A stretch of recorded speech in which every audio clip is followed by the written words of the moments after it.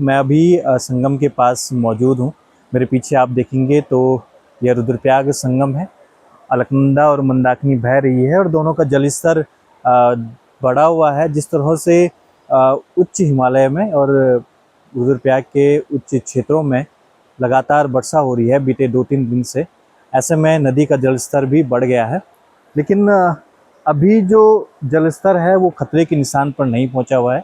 अलकनंदा की बात करें तो 623 और 622 के आसपास अभी नदी का जलस्तर है और 627 जो खतरे का निशान है उससे ऊपर अगर नदी पहुंचती है तो तब जाके कुछ चिंता की बात होती है। लेकिन अभी जिस तरह से बारिश हो रही है तो अभी जलस्तर सामान्य है। उस तरह से ही मंदाकिनी का जलस्तर भी सामान्य है।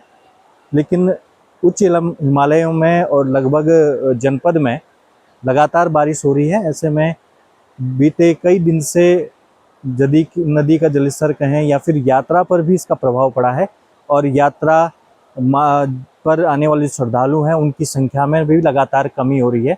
बीते दिन की बात करें तो लगभग 1700-1800 लोगों ने ही बाबा केदार के दर्शन किए हैं और लगातार जब से बरसात और मानसून शुरू हुआ है तो यात्रा में कुछ कमी आई है। लेकिन धीरे धीरे जैसे ये मानसून सत्र जाएगा और उससे बाबा केदार को आने वाले यात्रियों की संख्या में बढ़ोतरी होगी।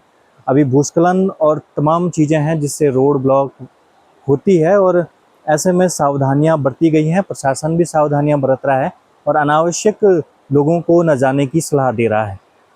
आपदा प्रबंधन केंद्र के माध्यम से नदियों के जलस्तर को मॉनिटर किया जा रहा है। कल शाम तक का जो डेटा है, कोई भी नदी खतरे के निशान पर नहीं है।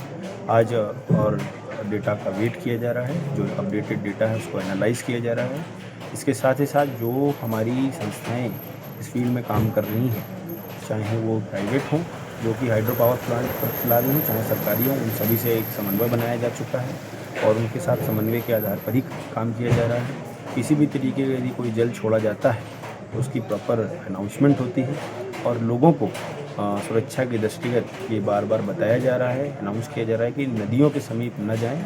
नदियों का जलस्तर कभी भी बढ़ सकता है क्योंकि जो रेनफॉल है वो हिली एरिया में काफ़ी तेज़ी से हो रही है और वहाँ से धीरे धीरे करके जल कई बार एकत्रित होकर काफ़ी कम समय में नदियों तक पहुँचता है तो जलस्तर बढ़ने की संभावना बढ़ जाती है। साथ ही साथ जो खतरे के निशान को है उसको भी मॉनिटर किया जा रहा है। जो हमारी नगर पालिका, जिला पंचायत, NH, PWD सभी को निर्देशित किया गया है कि वो अपने अपने ड्यूटी पॉइंट्स पर, अपने अपने क्रिटिकल पॉइंट्स पर मुस्तैदी से रहें।